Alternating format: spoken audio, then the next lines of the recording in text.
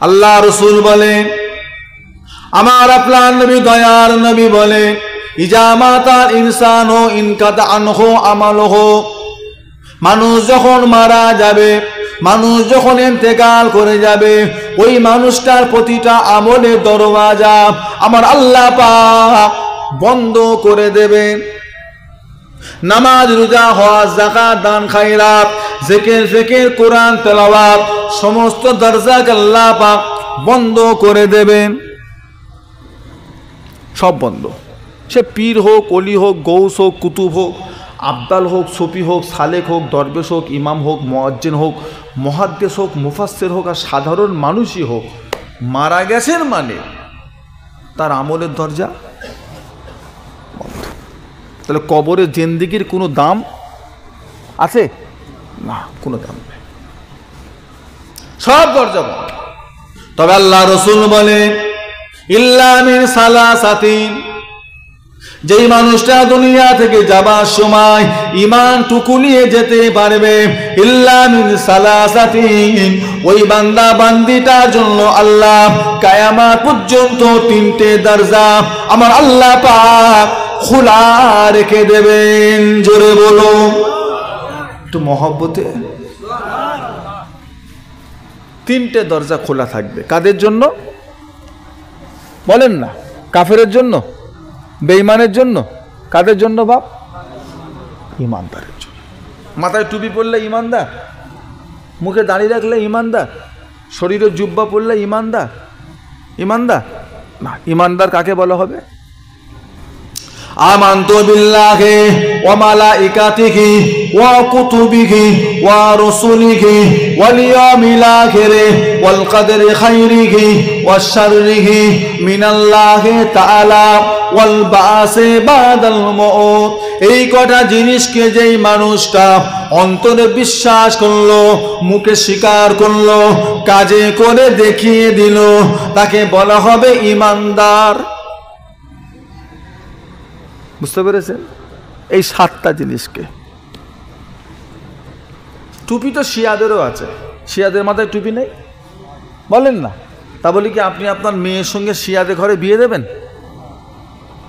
কাদিয়ানীদের মসজিদ নেই, আপনি কি কাদিয়ানীদের পিছনে নামাজ পড়তে যাবেন?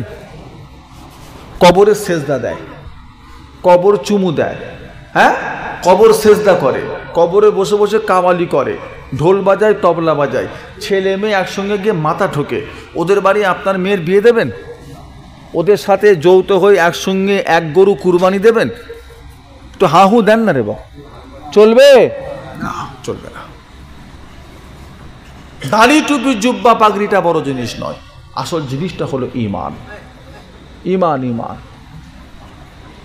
পীর বাবা আমাকে ভালো করে দাও, এটা ঈমানদারের কথা না বেঈমানের কথা? পীর বাবা আমাকে ভালো করে দাও, এটা ঈমানদারের কথা না বেঈমানের কথা? বেঈমানের কথা, কাফেরের কথা, মরদুদের কথা। এটা কখনো ঈমানদারের কথা? ঈমানদার বলবে আল্লাহ, আল্লাহ আপনার মাহবুব বান্দার ওসিলায় আপনি আমাকে ভালো করে দেন। খুব বেশি বেশি এতটা, আল্লাহ আপনি আমাকে ভালো করে দেন। আর যদি খুব মহব্বতের সঙ্গে চাইতে হয় যে আল্লাহ আপনার নবীর খাতিরে আপনি আমাকে ভালো করে দেন, এর থেকে আর বেশি বাড়াবাড়ি করা যাবে? চলবে না। আল্লাহ রসুল বলেন, ইল্লা মিন সালাসাতিন, প্রতিটা ইমানদারের জন্য তিনটে দরজা আল্লাহ খোলা রেখে দেবেন। এক নাম্বার দরজার নাম হলো ইল্লা মিন সাদাকাতিন জারিয়াতি। ও ভাইজানেরা, আল্লাহ রসুল বলে ইল্লা মিন সাদাকাতি জারিয়াতি, তিনটের ভিতরে এক নাম্বার দরজার নাম হলো সাদকায়ে জারিয়া। সাদকায়ে জারিয়া। সাদকা মানে কি বলেন না? সাদকা, সাদকা, সাদকা জানেন না? সাদকা, সাদকা মানে দান করা, আর জারিয়া মানে জারি থাকা, বইতে থাকা, চলতে থাকা, চলমান থাকা। তাহলে এমন কিছু সাদকা করেছেন যেই সাদকার স্বভাবটা কিয়ামত পর্যন্ত কি আছে? স্বভাবটা কি আছে? এই দানগুলোকে বলা হবে সাদকায়ে জারিয়া। আপনার বাড়িতে একটা মুসাফির এসেছেন, তাকে আপনি 5টা টাকা দিলেন, সওয়াবটা একবার পাবেন না বারবার পাবেন? দুটো মানুষকে ইফতারি খাইয়েছেন, সওয়াব একবার না বারবার? তাহলে এগুলো সপ্তাহে জারিয়া নয়। সাদকায়ে জারিয়া কাকে বলে? সাদকায়ে জারিয়া কোন দানটা বলা হয়? যেই দানটা আপনি আল্লাহর ঘর মসজিদে করবেন।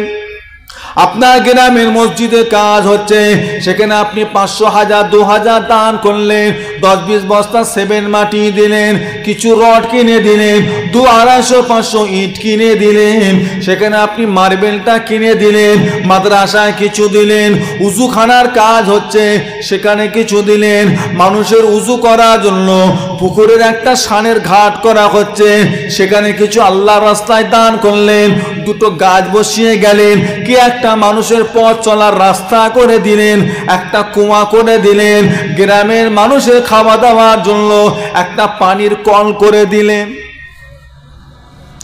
ও ভাইয়েরা, আপনি মারা যাবেন, কবরবাসী হয়ে যাবে, আপনার রেখে যাওয়া দানগুলো থেকে মানুষ যতদিন উপকার পাবে, যতদিন ফায়দা পাবে, উপকার পাবে, প্রতিটা দিনের সওয়াব আল্লাহ রাব্বুল আলামিন এই সওয়াবগুলোকে নিয়ে আপনার কবর আল্লাহ মিলাতে থাকবে। একটু মহব্বতে সুবহানাল্লাহ। এই দানগুলোকে বলা হবে সাদকায়ে। এরকম দান আমাদের কিছু করার দরকার আছে না? নাই। কারোর আশায় কবরে যাওয়া যাবে? কারোর আশায় কবরে যাওয়া যাবে? কারোর আশায় যাওয়া যাবে? ছেলের আশায়, গ্রামবাসীর আশায়, ইমামের আশায় যাবে? কবর জিয়ারত করবে? আপনার কবরের সামনে দাঁড়িয়ে দাঁড়িয়ে বলবে রব্বে হামহুমা কামা রব্বায়ানি সাগীরা? বলবে? কদিন যাবে? মুরব্বীরা বলেন না, আপনি আপনার আব্বার কবরে মাসে কবার যান? বলে হুজুর একবারও হয় না। 2 মাসে? তাহলে কখন যান? ওই ঈদে যায়, বকরা ঈদে যায়, শবে বরাতে যায়, বছরে 2 আর কি 3 বার। তাহলে আপনি এত বড় মানুষ হয়ে 5 ওয়াক্ত নামাজি মুসলিম আল্লাহওয়ালা হয়ে যদি আপনি আপনার বাপের কবরে বছরে 3 বার যান, আপনার ছেলে আপনার কবরে কবার যাবে? যাবে না। আবার বর্তমান সময়ে আমাদের ছেলেপুলের এসব মোবাইল টোবাইল শুনে শুনে আবার যা সব ফতোয়া শুনছে, 2 দিন পর যাবে বলে আমার মনে হচ্ছে। কবর জিয়ারত করা বেদাত, নামাজের পরে সম্মিলিত মুনাজাত করা বেদাত, তারাবির নামাজ 20 রাকাত পড়া বেদাত, জানাজার পরে দোয়া চাওয়া বেদাত। কথা বলেন না? শুনছে না শোনে না? আপনাদের গ্রামের ছেলেরা বিদেশে থাকে না, দেখবেন একবার যাচ্ছে আর 1টা করে জিনিস ঢুকাচ্ছে। ওকে পেটিয়েছি টাকা আনতে বিদেশে, যে তুই যাবি কাজ করবি পয়সা আনবি। ও বাবা, উনি দেখি মশলা নিয়ে আসছে। বাপদাদা 14 পুরুষ সারা জীবন নাভির নিচে হাত বেঁধে বেঁধে নামাজ পড়ে কবরে ঢুকে গেল, 2-1টা নাতি পুতি দেখে এইখানে তুলেছে। আবার 2 দিন পর দেখবেন হয়তো এইখানে তুলে বসে আছে। কোনো বিশ্বাস নেই, কোনো বিশ্বাস নেই। যে হারে পরিবর্তন হওয়া শুরু হয়েছে সব ভুল। 20 রাকাত তারাবি আমরা করেকার তারাবি বলি, এটাও বলছে ইমামের পিছনে মুক্তাদিতে করেও সূরা ফাতিহাটা না পড়লে মুক্তাদিদের নামাজ বলছে হবে না। আপনারা কি তাই করেন? যতক্ষণ আমরা ইমামের পিছনে নামাজ পড়ি, সূরা টুরা যা পড়ার কে পড়ে? ইমাম পড়ে। আমরা কি করি? ওয়াইজা কুরিয়াল কুরআনু ফাসতামিউ লাহু ওয়া আনসিতু লাআল্লাকুম তুরহামুন।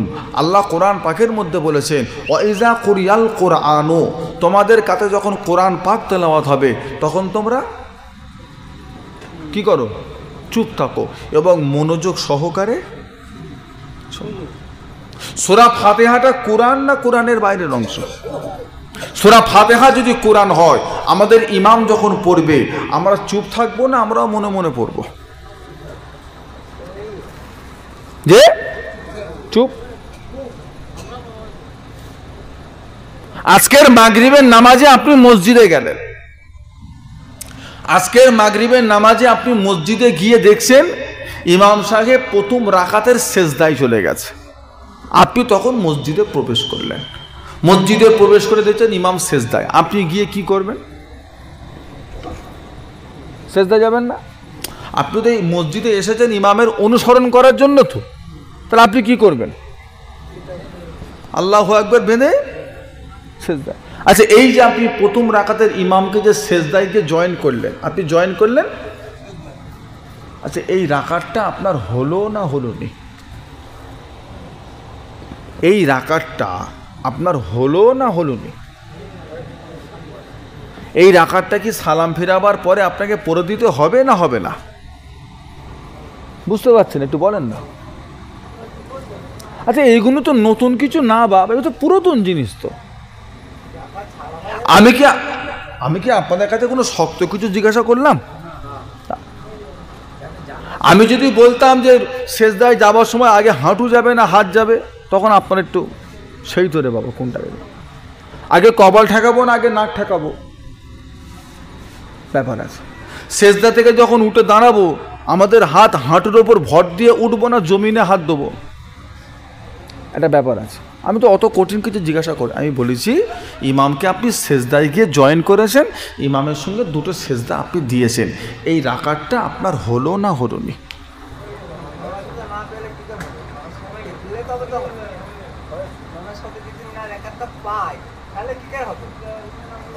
তাহলে হলো না?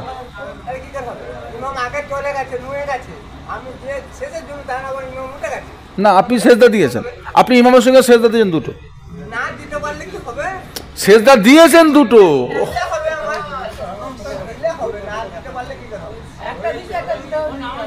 দুটোই দিয়েছে। ও বাবাজিরা, আপনাদের ভুল হচ্ছে।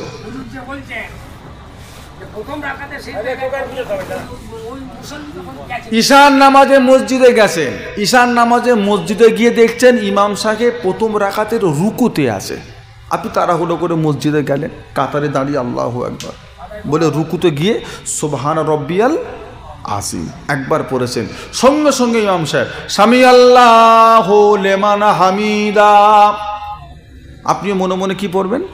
রব্বানা লাকাল হামদ করবেন না? এবার ইমাম বলবে আল্লাহু আকবার, আপনি চলে গেলেন আল্লাহু আকবার।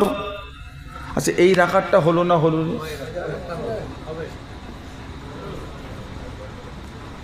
আপনি যদি ইমামকে সেজদায় গিয়ে পান সেই রাকাতটা আপনার হয়নি, সে রাকাত আপনার হয়নি।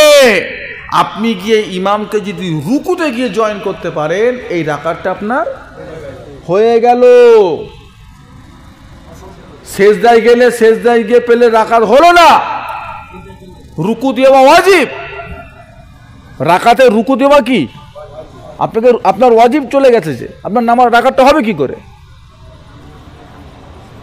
তাহলে সেজদায় গেলে রাকাত হলো না, রুকুতে পেলে রাকাত। তা যেই ব্যক্তিটা ইমামকে রুকুতে এসে পেল, আচ্ছা ও সূরা ফাতিহা কখন পড়লো? ও কি পড়তে পড়তে ছুটছিল? তা সূরা ফাতিহা কখন পেল? পড়ে নে, নাকি সালাম ফিরিয়ে একবার পড়ে দেবে? কোনটা? তুমি যে বলে বলে বেড়াচ্ছ সূরা ফাতিহা রাকাতে না পড়লে ওই ব্যক্তির নামাজ হবে না, আর নবী বলছে রুকু পেলে মানে রাকাত পেয়ে গেল, কোনটা নেবেন? আপনি যদি ইমামের সঙ্গে রুকুটা যদি পান আপনার সেই রাকাতটা কমপ্লিট, নাকি সূরা ফাতিহা পড়তে হবে? না, আমাদের নামাজ নষ্ট হবে। আমাদের ইমাম যতক্ষণ সূরা কিরাত পড়বে আমরা চুপচাপ। আপনি বলবেন হুজুর আসরবেলা তো ইমাম সূরা আসতে পারে, শুনতে পাইনি, চুপ থাকো। আপনার এতটুকু তো বিশ্বাস ইমাম কিরাত পড়ছে, ইমাম কোরআন পড়ছে, এই বিশ্বাস তো আপনার আছে। তো আল্লাহ শুধু চুপ থাকতেও বলেছে না শুনতেও বলেছে? যেই নামাজে ইমাম জোরে পড়বে সেই নামাজে চুপও থাকবো এবং মনোযোগ সহকারে শুনবো, আর যেই রাকাতে ইমাম আস্তে সূরা পড়বে সেই রাকাতে আমরা কোনো সূরা আমরা পড়তে, কে কি করছে না করছে ওসব দেখতে গেলে হবে না বাবা। আমরা হলাম হানাফি, আমরা হলাম। আপনি 30 বছর 40 বছর 50 বছর এই যে হানাফি মাসলার উপর যে আছেন, এর উপর কি আপনার কোনো সন্দেহ আছে কি? আপনি হকের ওপর আছেন ইনশাল্লাহ? বিশ্বাস আছে? ব্যাস কে কী করলো না করলো আমার দেখার দরকার নেই। ছেলেপুলেগুলিকে একটু কবর জিয়ারতের তালিম দেবে, তবে আপনার কবরে যাওয়ার পরে তারা একটু গিয়ে দোয়া, একটু ছেলেকে সেইভাবে মানুষ করবে। আমার ছেলে মানুষ করতে পারছি না, আমার বাবাজিরা ছেলে মানুষ করতে পারে না। আল্লাহ রসুল বলেন, আমার আপনার নবী দয়ার নবী বলেন, যখন তোমাদের কোনো সন্তান হবে, ছেলে কিংবা মেয়ে হবে, আল্লাহ তরফ হইতে ওই মা বাবার উপরে 3টে কাজকে আল্লাহ পাক ফরজ করে দিয়েছেন। ও ভাইজানেরা, আল্লাহ রসুল বলেন, যখন তোমাদের সন্তান হবে, প্রথম সন্তান হলো বা দ্বিতীয় সন্তান ছেলে কিংবা মেয়ে হলো, মা বাবার প্রথম দায়িত্ব হলো ছেলে মেয়েদের সুন্দর দেখে একটা নাম রাখা, যেই নামের মানেটা বড় ভালো হবে, নামটা শুনতে বড় ভালো লাগবে, এই রকম একটা নাম রাখা। অনেক দুনিয়ায় মা বাবা আছে এই প্রথম দায়িত্বটাই পালন করতে পারে না। নেই, মুসলমানের ছেলের নাম রেখেছে লালটু, মুসলমানের ছেলে, এটা মুসলমানদের নাম। নাম রেখেছে রাজু, নাম রেখেছে পিন্টু। এত নবীদের নাম, এত সাহাবাদের নাম, এত পীর অলি আল্লাহ গৌস কুতুবদের নাম, আমি সবার নাম ছেড়ে দিলাম। আমার আল্লাহর নাম কটা? 99টা শুধু আমার আল্লাহ পাকের শেফাতি নাম। আল্লাহর নামের সাথে আপনার ছেলের নাম রাখবেন, এইরকম একটা নামও কি আপনার পছন্দ না? সব ছেড়ে দিয়ে লালটু, হ্যাঁ এ যাবে কবর জিয়ারত করতে, লালটু এটা নাম? প্রথম দায়িত্ব ছেলে মেয়েদের একটা সুন্দর দেখে নাম রাখা। দ্বিতীয় নাম্বার দায়িত্ব হলো আপনার ছেলে যখন বড় হবে, একটু বড় হয়ে যাবে, তালাবুল ইলমে ফারিদাতুন আলা কুল্লি মুসলিম। আল্লাহর নবী বলেন, প্রতিটা ইমানদারের জন্য, মুমিন মুসলমানের জন্য, মেয়ে এবং ছেলেদের জন্য শরিয়াতি ইলম শিক্ষা করাটা হলো ফরজে আইন, করতেই হবে, বাধ্যতা। মা বাবার দ্বিতীয় নাম্বার দায়িত্ব হলো আপনার ছেলে মেয়েকে কোরআন পাকের তালিম দেওয়া, কোরআন পাকের শিক্ষা। 100টার ভিতরে 95টা ছেলে কোরআন পড়া। দোষটা বাপের দোষ না ছেলে মেয়ের দোষ? কার দোষ?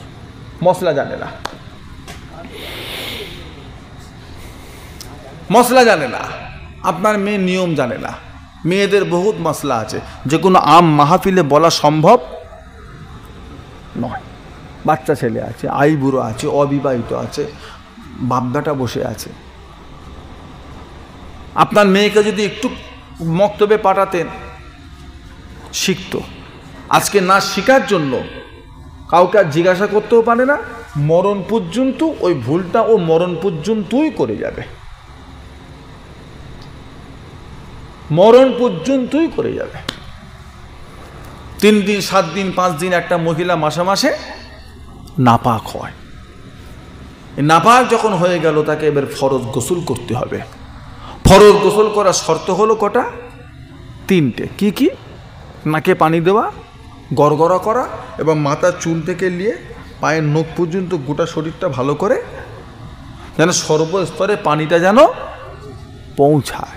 আপনার মেয়ের নাকে নাকফুল পড়েছে, কানের দুল পড়েছে, নাকে নাকফুল পড়েছে, চাপা গয়না, হাতে একটা আংটি পরে আছে, চাপা গয়না চেপে আছে, গোসল করলো, সবই করলো, ঠিকই আছে, কিন্তু এই ফুলগুলোকে, নাকের ফুল, সোনার জিনিসগুলোকে ঘুরিয়ে ঘুরিয়ে ভেতরটায় পানি ঢুকালো না, ভেতরটা শুকনো রয়ে গেল।